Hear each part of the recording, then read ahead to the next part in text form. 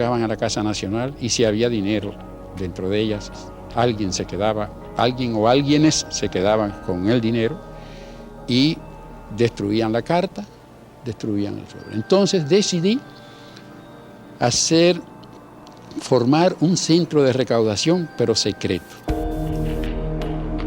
Así se regularizó el ingreso de dinero en el partido para atender a la necesidad del partido y se empezó por primera vez a pagarles un salario a la gente que trabajaba para el partido, aunque fuera un salario modesto. Además, sucedieron otras cosas de las que no voy a hablar ahora. El caso es que nosotros decidimos separarnos del PRD porque no podíamos seguir en ese partido. Estábamos en el mes de noviembre de 1973. El 16 de mayo de 1974 serían las elecciones.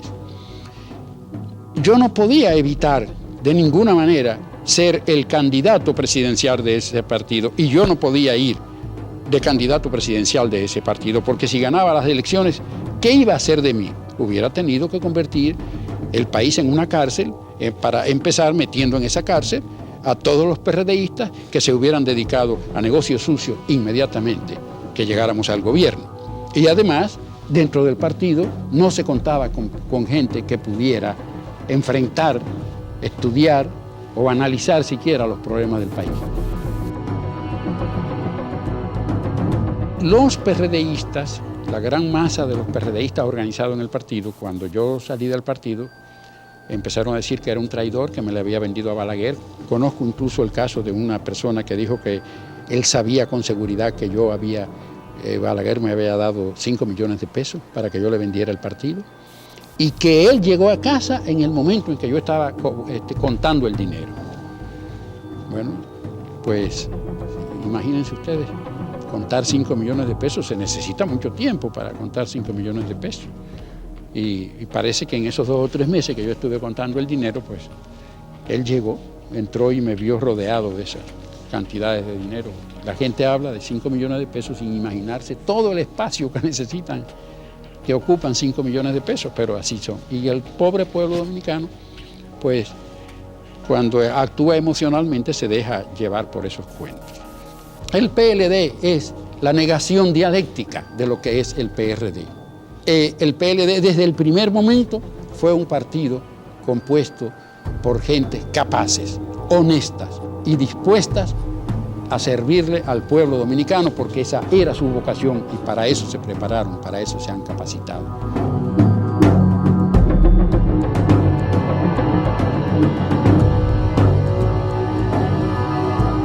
Por eso el lema de nuestro partido es servir al partido para servir al pueblo.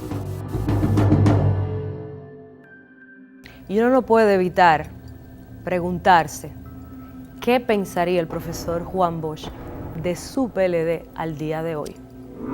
Nos vamos a la pausa y cuando regresemos, ¿existe el bochismo?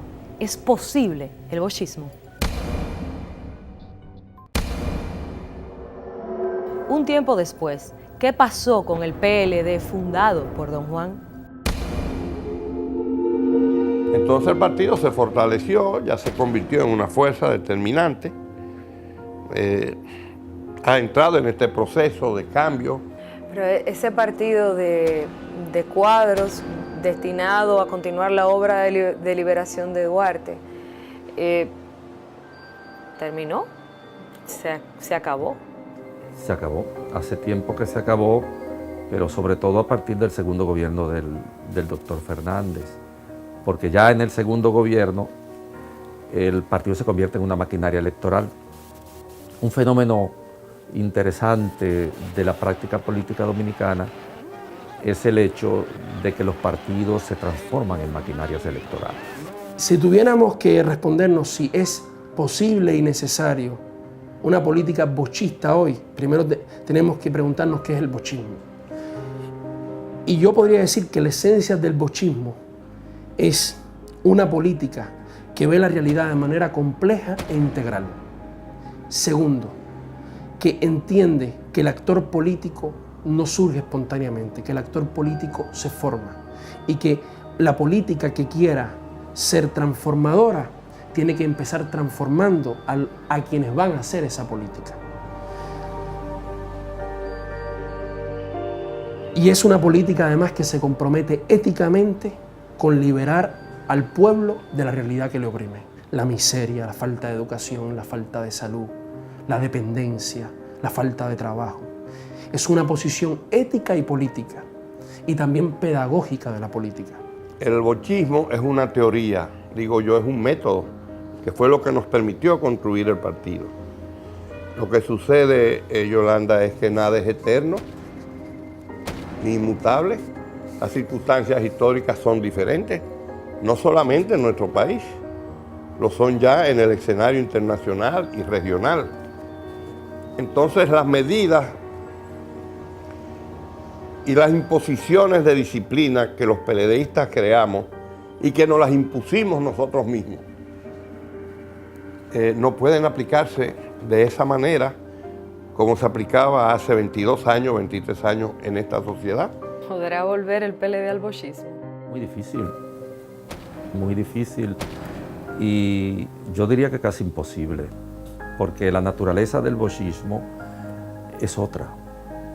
La práctica política que se vive hoy día hace de Juan Bosch un referente en las consideraciones de los propios PLDistas, un referente añejo e inviable. Cuasi mitológico. Por supuesto, porque en virtud de que lo fundamental es el manejo del aparato del Estado, lo fundamental es el manejo del poder, obviamente que una apuesta, una concepción doctrinaria en relación con la cual al poder se asume de manera éticamente condicionada, es muy difícil. Hoy día las prácticas políticas no tienen ningún tipo de consideración ética, y no hablo solo, por supuesto, del PLD.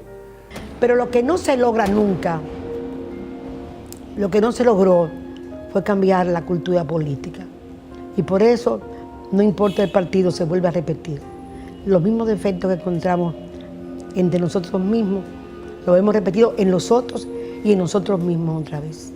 Es posible pensar en una política que libere al pueblo, que primero no se ocupe de liberar a las propias personas que la deben hacer, que no se ocupe primero de transformarlos en seres con capacidad de sacrificio y comprometidos con un proyecto y comprometidos con unas prácticas y con unos métodos. La historia latinoamericana te dice que todo proceso de cambio depende de quienes hacen el cambio. Él hablaba de una forma de manejar el poder, porque mucha gente dice, Juan Bosch no quería el poder. No, Bosch quería una forma diferente de poder. Bosch quería una forma diferente de práctica política. Discutir si es posible o no en la República Dominicana hacer política de una manera distinta, eso es lo que diferencia a Juan Bosch de los otros. Y por lo tanto, Bosch es un ideal y seguirá siendo en virtud de un referente inagotable que él encarna en la práctica política, no en la teoría. Ese partido se fundó para servirle al pueblo, no para que el pueblo le sirva a él. Yo creo que sí existe un sector de la sociedad dominicana que quiere gobierno transparente, que quiere personas que trabajen para servir a la función pública, que existen personas, muchos dominicanos que queremos que los funcionarios públicos no salgan enriquecidos. Y hay bochismo en el PLD, si acaso, y hay bochismo en el PRD, y hay bochismo en la sociedad civil. Es un sentimiento, una visión de cómo organizar el funcionamiento del Estado. Y yo creo que tarde que temprano, en alguna coyuntura, nos vamos a juntar. Como nos juntamos de casualidad muchísimos dominicanos en las orillas del Puente Duarte un día. Informaciones que tenemos de pilotos no pueden volar por los reflejos. Espejos en todas las azoteas de Santo Domingo. Y sí, nos unimos en las orillas del Puente Duarte, un glorioso abril de 1965. ¿Cuánta falta hace que nos volvamos a reunir los dominicanos y dominicanas que creemos que es posible un país distinto, con más democracia, menos iniquidad, donde su gente sobresalga por sus méritos y no por lo que tiene? cuánta falta hace volver al pensamiento de Duarte, volver a los principios que no pasan de moda, que son inmutables. Gracias, profesor. Buenas noches, hasta el próximo Un Tiempo Después. Le dio tiempo de entrar al carro y lo mataron dentro del carro. Es una orden tomada colectivamente por ellos. Que este país tenía dueños, los jefes militares eran dueños del país, totalmente dueños. Y se le dijo, después que estén montados en el vehículo, abran el sobre y diríjanse donde dice el sobre. Estos todos, sin excepción, confesaron en cuanto a los autores materiales. El autor intelectual, obviamente señalado por el testimonio coincidente, más todo el resto de la evidencia, nunca confesó, pero era ineludible su responsabilidad.